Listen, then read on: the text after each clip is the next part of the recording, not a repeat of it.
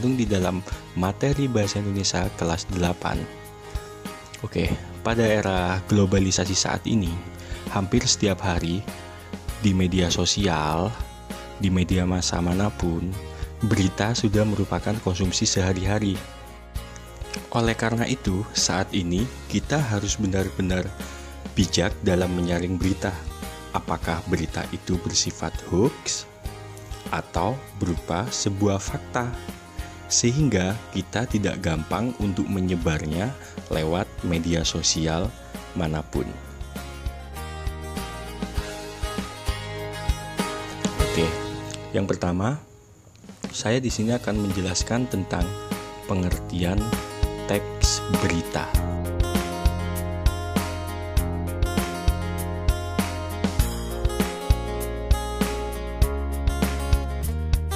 Teks berita yaitu sebuah teks yang melaporkan kejadian, peristiwa, atau informasi mengenai sesuatu yang telah atau sedang terjadi yang bersifat aktual.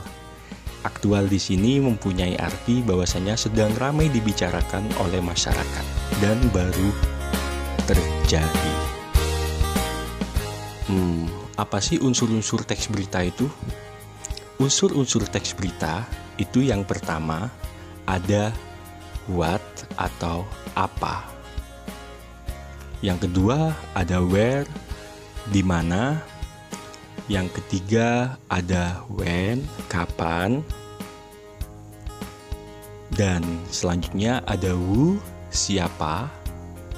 Dan yang terakhir ada who, bagaimana. Maksud dari keenam kata tersebut yaitu apa peristiwa yang diinformasikan, di mana peristiwa itu terjadi, selanjutnya kapan peristiwa tersebut terjadi,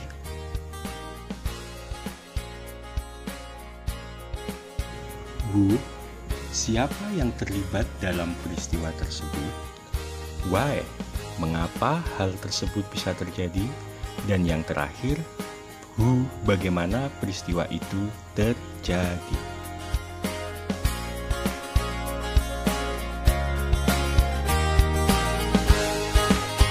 Di dalam bahasa Inggris, unsur-unsur tersebut dikenal dengan 5W plus 1H, sedangkan dalam bahasa Indonesia dikenal dengan istilah adiksimba yang merupakan akronim dari apa, di mana, kapan, siapa, mengapa, dan bagaimana.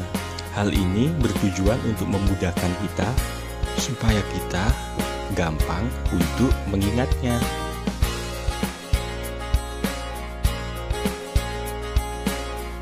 Selanjutnya kita masuk ke struktur teks berita.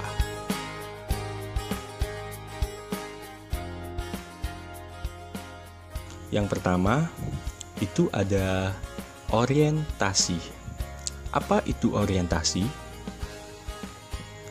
Orientasi berita yakni adalah berisi pembuka dari berbagai peristiwa yang diberitakan di dalam teks tersebut. Biasanya tertera penjelasan singkat mengenai berita tersebut. Selanjutnya adalah peristiwa.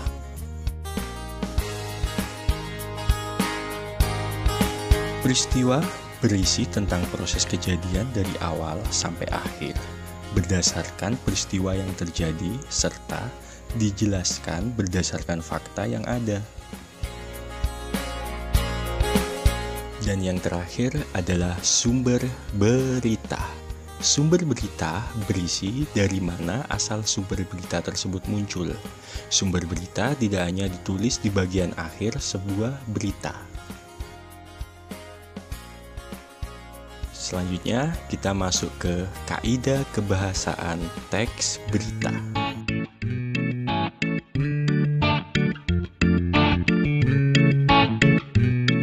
Kaidah kebahasaan teks berita yang pertama yaitu verba transitif atau kata kerja transitif. Verba transitif adalah verba yang memerlukan nominal sebagai objek dalam kalimat aktif. dan objek itu dapat berfungsi sebagai subjek di dalam kalimat pasif. Di sini saya mencontohkan dua kalimat. Yang pertama, ayah sedang mencuci mobil di halaman rumah. Dan yang kedua, ibu pasti menyayangi semua anaknya. Verba mencuci dan menyayangi adalah verba transitif dan masing-masing diikuti oleh nomina, yaitu mobil di halaman rumah dan semua anaknya. Verba ini juga dapat dijadikan kalimat pasif seperti di bawahnya. Mobil di halaman rumah sedang dicuci oleh ayah. Dan kalimat kedua, semua anak pasti disayang oleh ibunya. Lantas, bagaimana contoh verba transitif dalam teks berita? Nah, silakan kalian simak contoh kalimat yang saya berikan.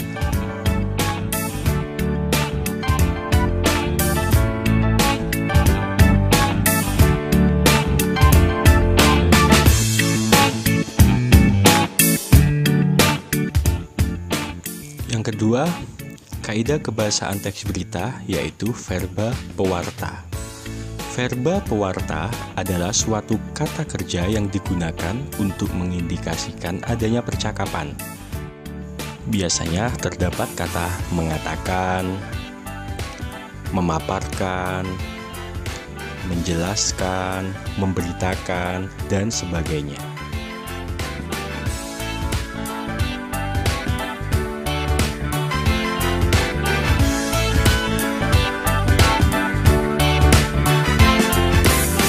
Kaidah kebahasaan teks berita yang ketiga adalah konjungsi temporal dan konjungsi bahwa.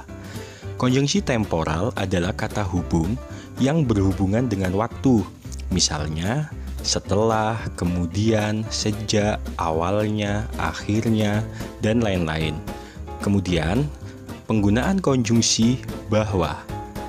Penggunaan konjungsi ini berfungsi sebagai penerang kata yang diikutinya.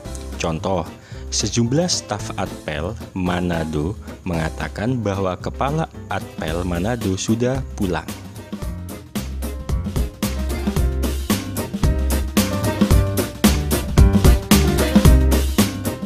Kaidah kebahasaan teks berita yang keempat adalah kalimat langsung. Kalimat langsung sebagai variasi dari kalimat tidak langsungnya. Kalimat langsung biasanya ditandai oleh dua tanda petik ganda dan disertai keterangan penyertanya. Penggunaan kalimat langsung terkait dengan pengutipan pernyataan-pernyataan oleh narasumber berita. Contohnya, masyarakat, wisatawan, dan pendaki tidak diperbolehkan mendaki dan beraktivitas dalam radius 2 km dari kawah Gunung Slamet, paparnya. Kalimat di situ memberikan contoh bahwasanya di mana penulis berita menulis kembali kata-kata yang disampaikan oleh seorang narasumber.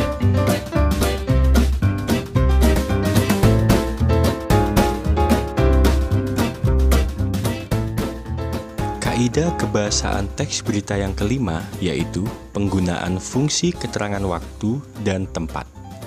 Penggunaan fungsi keterangan waktu dan tempat sebagai konsekuensi dari perlunya kelengkapan suatu berita yang mencakup unsur kapan dan di mana. Contoh, sekitar pukul 12:45 waktu Indonesia bagian Barat, langit Riau tanpa mendung. Di situ merupakan penjelasan dari fungsi keterangan waktu, yaitu pukul 12:45 waktu Indonesia bagian Barat, dan sekaligus memberikan keterangan tempat, yaitu Riau. Begitu juga dengan contoh yang kedua, gempa dengan kekuatan 5,4 skala Richter menerjang Maluku pagi ini, di mana di situ menjelaskan juga waktu dan tempat, yaitu di Riau dan juga waktunya pagi ini.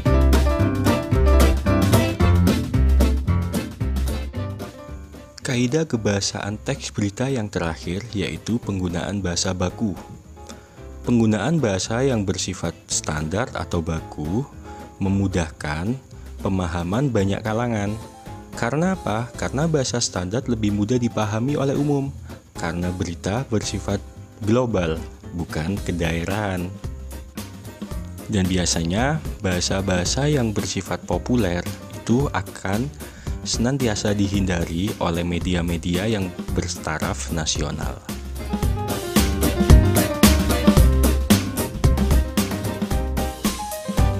Sekian penjelasan dari saya tentang seluk-beluk teks berita, unsur, kaidah kebahasaan, struktur. Ya, terima kasih atas perhatiannya. Jangan lupa like and subscribe. Saya ucapkan terima kasih. Wassalamualaikum warahmatullahi wabarakatuh.